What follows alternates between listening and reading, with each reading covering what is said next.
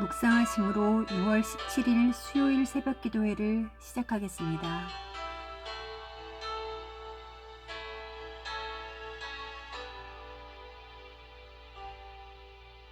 주 사랑이 나를 숨쉬게 해.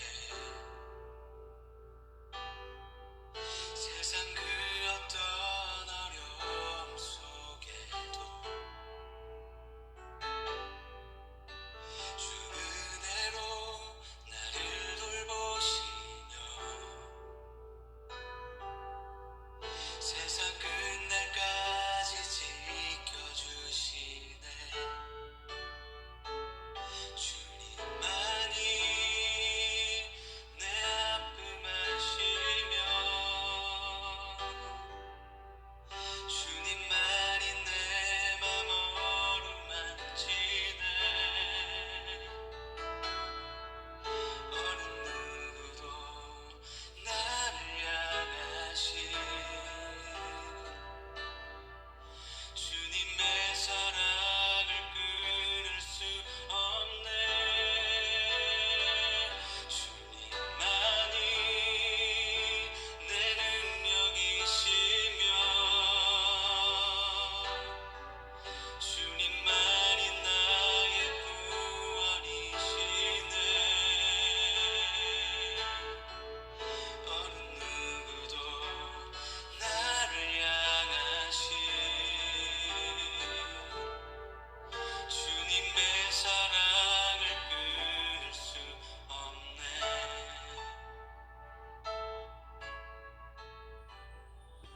오늘 우리에게 주시는 하나님의 말씀은 11장 2절에서 16절 말씀입니다.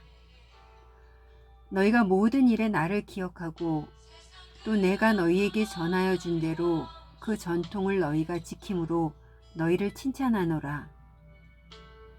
그러나 나는 너희가 알기를 원하노니 각 남자의 머리는 그리스도요 여자의 머리는 남자요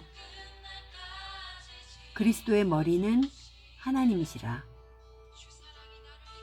물은 남자로서 머리에 무엇을 쓰고 기도나 예언을 하는 자는 그 머리를 욕되게 하는 것이요 물은 여자로서 머리에 쓴 것을 벗고 기도나 예언을 하는 자는 그 머리를 욕되게 하는 것이니 이는 머리를 민 것과 다름이 없음이라.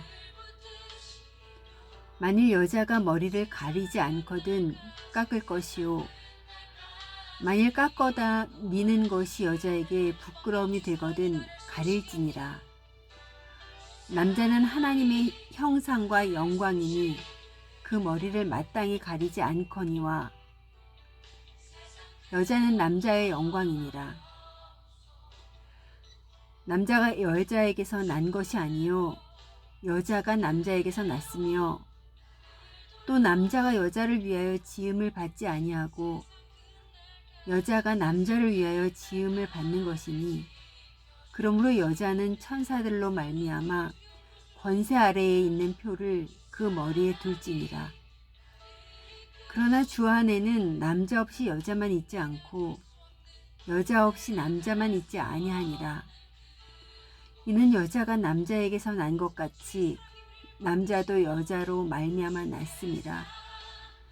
그리고 모든 것은 하나님에게서 났느니라. 너희는 스스로 판단하라.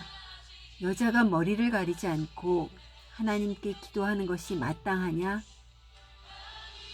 만일 남자에게 긴 머리가 있으면 자기에게 부끄러움이 되는 것을 본성이 너희에게 가르치지 아니하느냐? 만일 여자가 긴 머리가 있으면 자기에게 영광이 되나니 긴 머리는 가리는 것을 대신하여 주셨기 때문이니라. 논쟁하는 생각을 가진 자가 있을지라도 우리에게나 하나님의 모든 교회는 이런 관례가 없느니라.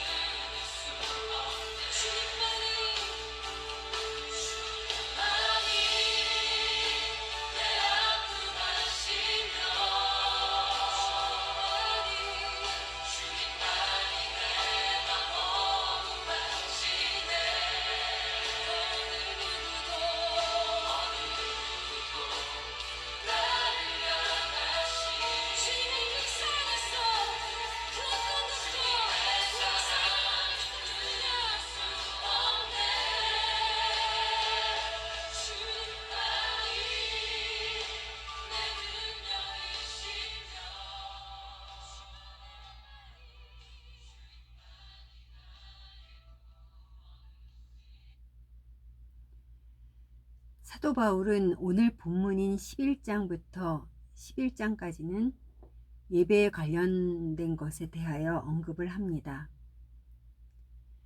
바울은 먼저 11절에서 고린도 교인들을 칭찬합니다.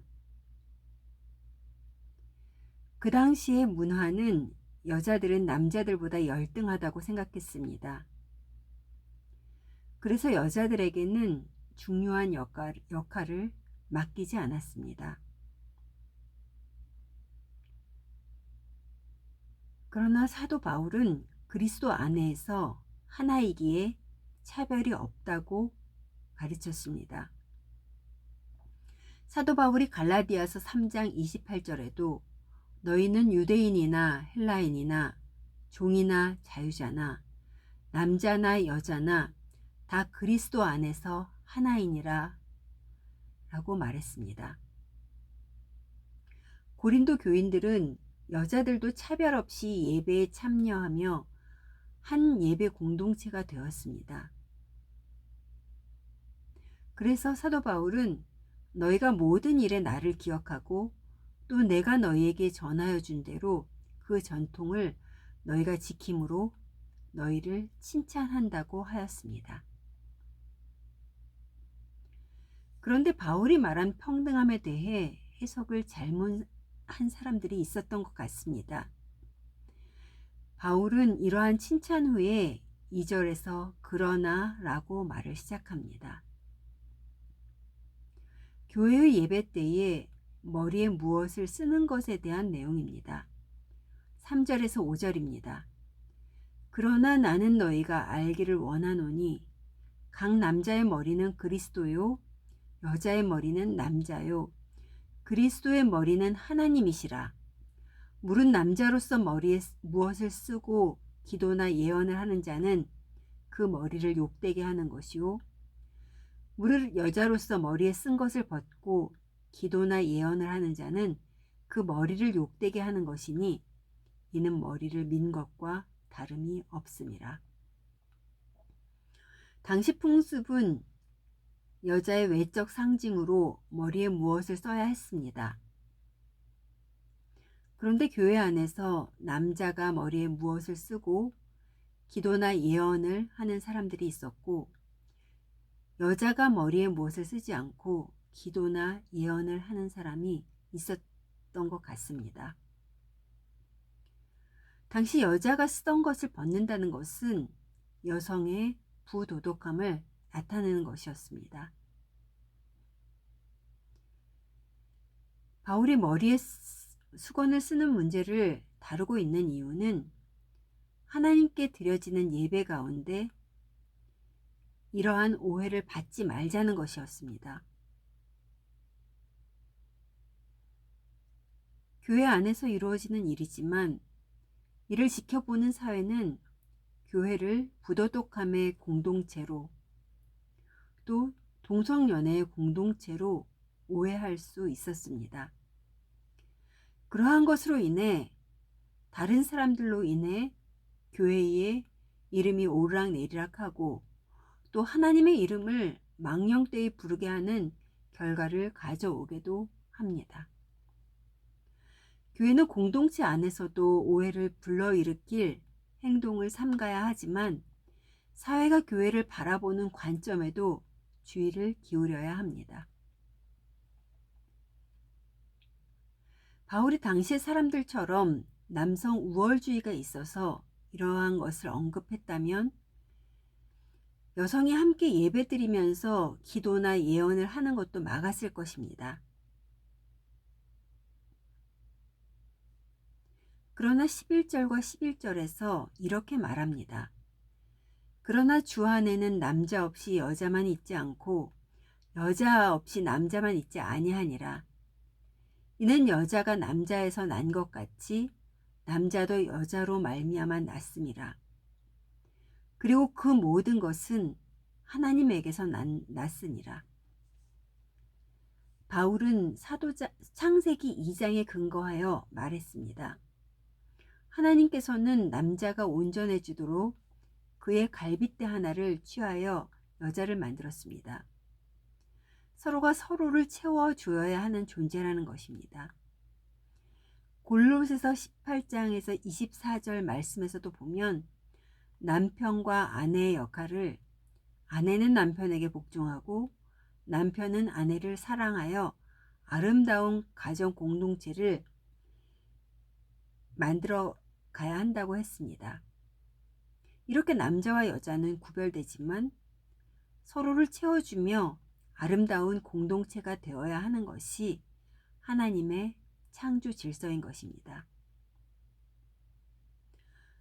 머리는 머리인 것을 내세우며 지배하는 힘을 가지려는 것이 아니라 머리로서의 책임을 다해야 하는 것입니다. 사랑하는 성도 여러분, 주님이 머리 되신 교회는 서로가 서로를 인정하며 존중할 때 아름다운 공동체가 되는 것입니다.